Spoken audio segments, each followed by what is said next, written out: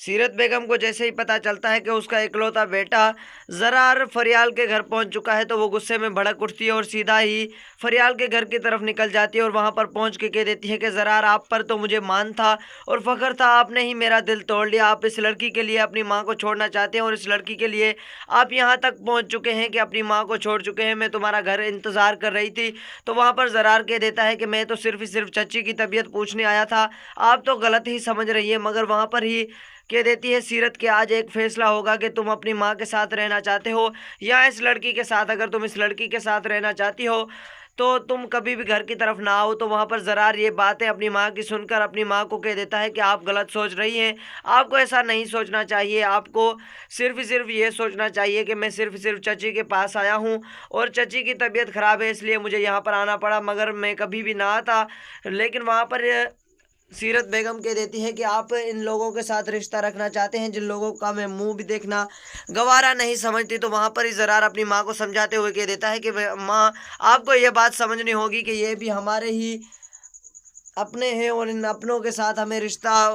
रखना चाहिए। आप इनके साथ नहीं मिलना चाहती तो ठीक है, मगर मैं तो इनके साथ मिलना चाहता हूँ और इनके पास आना चाहता हूँ, इनके साथ रहना चाहता हूँ। तभी वहाँ पर ही सीरत बेगम कह देती है तो फिर आप यहाँ पर ही रहते रहो और अपने घर की तरफ कभी भी मत आना, क्योंकि मैं ये फैसला कर चुकी हूँ कि आज ये फैसला हो के रहेगा कि तुम अपनी माँ के साथ रहना चाहते हो या फरियाल के साथ। तभी फरियाल को इस बात का पता चल जाता है कि ज़रार उसकी मोहब्बत के लिए अपनी माँ के ख़िलाफ़ खड़ा हो चुका है और वो सोच रही होती है कि ज़रार उससे मोहब्बत करने लगा है। और उसे इस बात का भी पता होता है कि महक के साथ भी ज़रार मोहब्बत करता है और ज़रार मोहब्बत सिर्फ ही सिर्फ महक के साथ करता है। मगर ये सच्चाई जब उसे पता चलती है कि वो अपनी माँ के सामने खड़ा हो चुका है सिर्फ ही सिर्फ फरियाल की वजह से, तो फरियाल वहाँ पर यह फैसला कर लेती है दिल के अंदर के ज़रार उसके साथ मोहब्बत करने लगा है, वो महक को छोड़ देगा। वो अब वो सिर्फ ही सिर्फ फरियाल के साथ मोहब्बत करेगा। ये बातें फरियाल दिल्ली के अंदर सोच रही होती है, मगर सीरत बेगम एक बहुत बड़ा ऐलान कर देती है और कह देती है कि ज़रार, तुम अब घर की तरफ कभी भी मत आना, क्योंकि उस घर के दरवाजे तुम्हारे लिए हमेशा के लिए मैं बंद कर चुकी हूँ। क्योंकि अब मैं उस घर के अंदर तुम्हें रहने नहीं दूंगी जिस घर के अंदर तुम वापस आना चाहते हो। अब उस घर के अंदर तुम्हें सिर्फ ही सिर्फ इस शर्त पे रहना होगा कि तुम इस फरियाल को छोड़ दोगे और इस घर की तरफ कभी भी आंख उठाकर नहीं देखोगे। और इस लड़की की वजह से तुम अपनी माँ के खिलाफ खड़े हो चुके हो, तो इस लड़की को हमेशा के लिए तुम्हें छोड़ना पड़ेगा। तो ये बात मेरी अगर तुम नहीं मानोगे तो तुम्हें उस घर के अंदर अब कोई हिस्सा नहीं मिलने वाला है। अब अपनी माँ सीरत बेगम की बातें सुनने के बाद तो ज़रा वहाँ पर खामोश रह जाता है, सारे लोगों के सामने अपनी बेइज्जती बर्दाश्त कर लेता है और वहाँ पर ही रुक कर ये बातें सोच रहा होता है और कह देता है कि अब चाची के लिए इस घर के अंदर आना पड़ रहा है, मगर कभी भी मैं इस घर के अंदर ना आता। वो फरियाल के साथ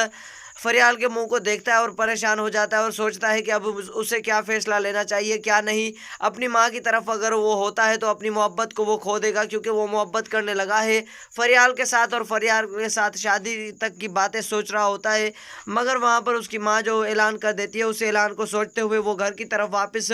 चला आता है और घर पहुँचते ही उसकी माँ के साथ उसका झगड़ा हो जाता है, क्योंकि उसकी माँ उसे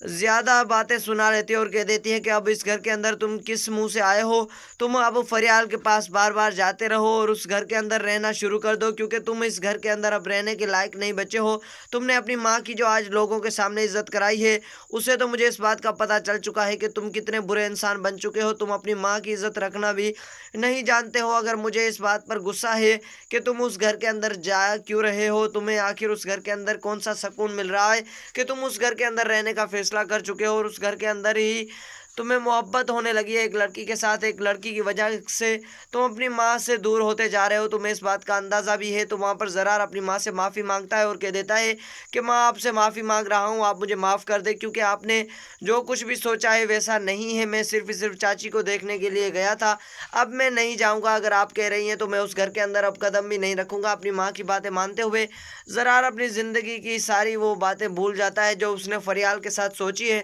और फरियाल की मोहब्बत को भूल जाता है। फ़िलहाल के लिए अपनी माँ की बातें मानना शुरू कर देता है और कह देता है कि माँ, आपकी बात को मानना ही पड़ेगा, क्योंकि आप मेरी माँ हैं और आपने ही सबके सामने ये ऐलान किया है कि मैं आपके साथ ही रहना चाहता हूँ, इसलिए मैंने ये फ़ैसला कर लिया है।